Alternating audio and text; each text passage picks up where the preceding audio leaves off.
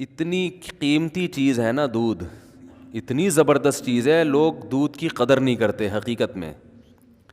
اب بات چل پڑی ہے تو بتا دوں، تین طرح سے دودھ کی ناقدری ہو رہی ہے ہمارے معاشرے میں، تین طرح سے. پہلی ناقدری، دودھ کو بوائل کیا جاتا ہے، تازہ دودھ نہیں پیا جاتا، یہ ناقدری ہے.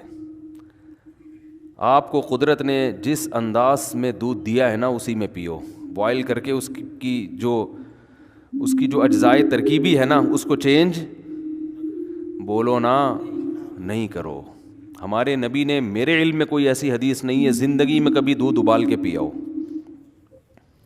ڈاکٹر کو اعتراض ہوگا، یہاں کوئی ڈاکٹر بھی بیٹھے ہوئے ہوں گے، کیسے مشورے دے رہا ہے، جراثیم پلا رہا ہے ہم کو.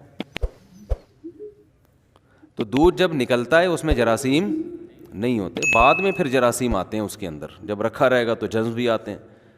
تو نکالو پی جاؤ. بات آ رہی ہے سمجھ میں؟ ہمارے نبی کیسے دودھ پیتے تھے؟ ادھر بکری سے دودھ نکالا، اونٹنی سے دودھ نکالا، صحابی آپ کے سامنے لائے، آپ نے اس کو پی لیا. پھر دودھ بنتا ہے، سمجھتے ہو؟ نہ پینے سے بہتر ہے ابلا ہوا پی لو. تو ایسا نہیں کہ وہ بوائل دودھ چھوڑ دیں، لیکن جو فائدہ کچے دودھ میں ہے تازہ، یہ تجربہ کیے کہ لیبارٹری ٹیسٹ نہیں بتا رہا میں آپ کو،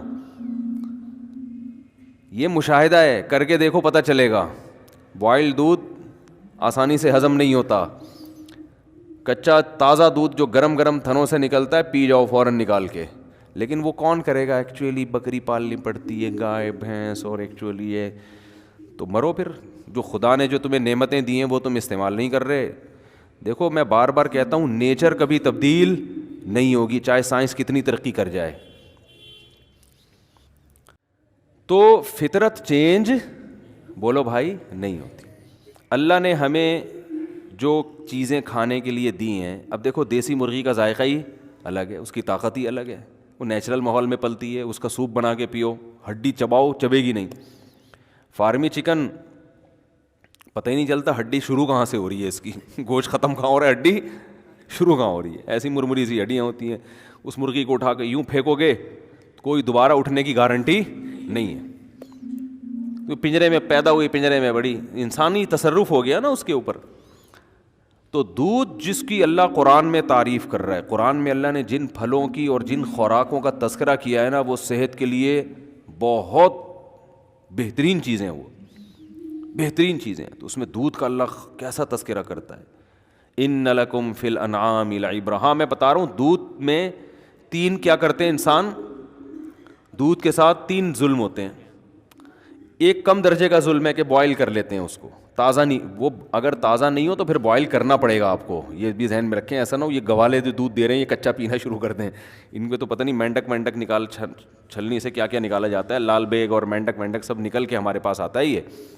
یہ جب چھانا جاتا ہے نا تو کچرا تو ہلکی چیز ہے، آپ سمجھتے اس میں یہ اس لیے چھانتے ہیں کہ تاکہ کچرا نکل جائے. یہ آپ کی حماقت ہے بھائی.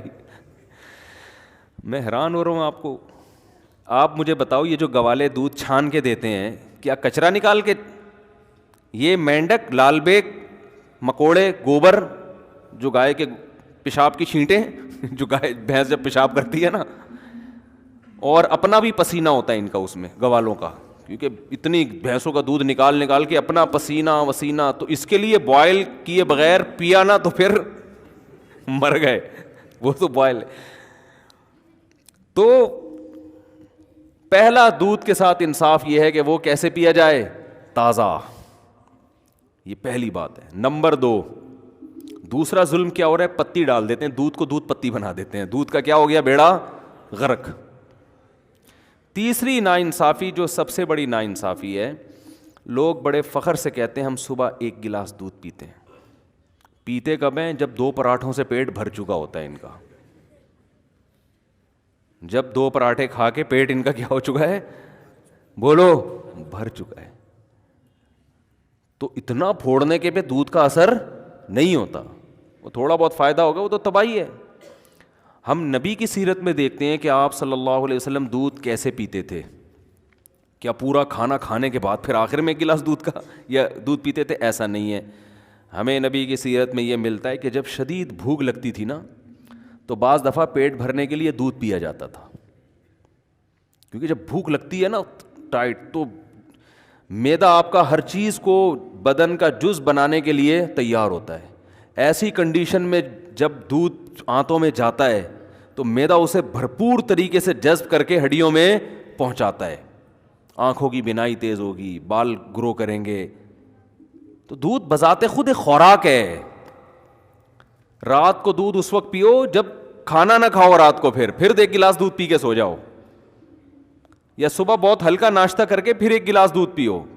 اور بھوک کے وقت آپ دودھ پیو گے نا تازہ, ایسا ہضم ہوگا کہ بہترین آپ کو صحت بھی بنے گی, بہت طاقت بھی آئے گی جسم میں, آپ کی اسکن اچھی ہونا شروع ہو جائے گی, آپ کے بال گرو کرنا شروع کریں گے, ہڈیاں مضبوط ہونا. بہت ایسی چیز ہے, میڈیکل سائنس اور حکیم بھی بتاتے ہیں, ڈاکٹر بھی, کہ اس سے بہتر اللہ نے غذا پیدا نہیں کی ہے.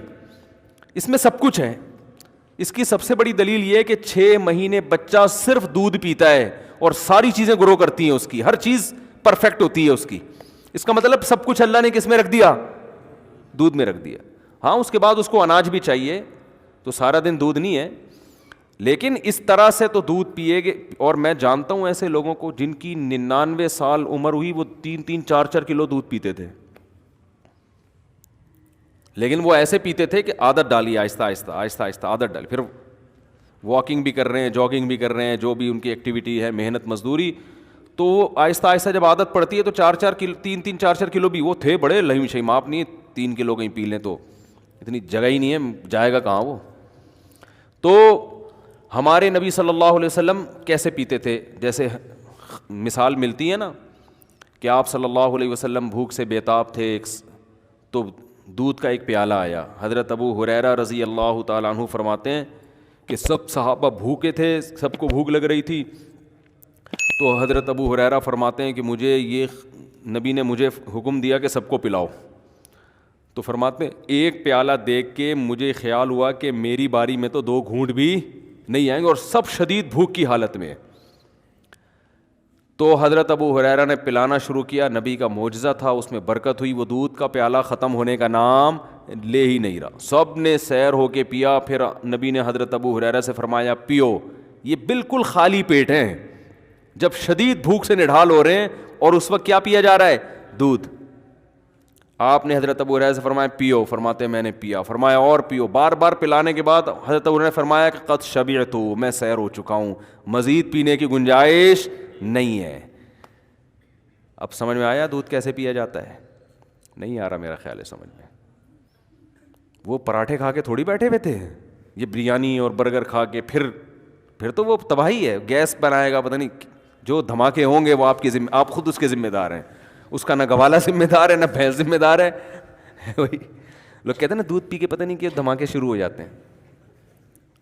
تو تبھی صحابہ کرام کی صحتیں تھیں. ان کی تو اتنی خوراکیں نہیں تھیں. آج پروٹین کے لیے کیا پھر ملٹی وٹامن کیپسول بھی لیے جا رہے ہیں, ٹیبلٹ بھی لی جا رہی ہیں, سیرپ بھی پیے جا رہے ہیں. وہ تو کچھ بھی نہیں پیتے تھے. اتنے صحت مند, اتنی زبردست ان کی جو ہے وہ ایکٹیویٹیز ہوتی تھیں, اور ایسا ان کی جان ہوتی تھی. کیا ہے, کھجور کھا رہے ہیں, دودھ پی رہے ہیں, اور جو اور تو کچھ چوتھی چیز. کبھی انار کھا لیا, وہ بھی غریبوں کو میسر نہیں تھا. کبھی انگور کھا لیا, وہ بھی امیر لوگ نہیں کھاتے تھے. 3 چیزیں, کھجور, اناج میں جو, یہ جو جو کی روٹی ہے نا, یہ اناج میں یہ کھا رہے ہیں. کاربوہائیڈریٹ کی جو کمی ہے نا, کارب کی, وہ کھجور سے اور کس سے ہو رہی ہے؟ جو سے ہو رہی ہے. باقی سارے پروٹین ان کو کہاں سے مل رہے ہیں؟ دودھ سے مل رہے ہیں. اور تھوڑی بہت جو گندم میں اور کھجور میں رکھا ہوا ہے اللہ تعالیٰ نے, منرلز جو مل رہے ہیں ان کو وہ سارے کھجور سے مل رہے ہیں. آئرن وائرن, یہ اس ٹائپ کی جتنی چیزیں ہیں نا, تو بس یہ 3 چیزیں کھا رہے ہیں فٹ فاٹ. لیکن جب اچھا, ہمیں سیرت میں یہ بھی ملتا ہے صحابہ کی, کبھی انہوں نے دودھ بطور کھانے کے کھایا ہے. دودھ میں کچھ ملایا نہیں ہے, کچھ بھی نہیں ملایا, خالی دودھ. حتیٰ کہ ایک روایت میں آتا ہے کہ نبی کو دودھ میں شہد ملا کے پیش کیا گیا, آپ نے منع کر دیا.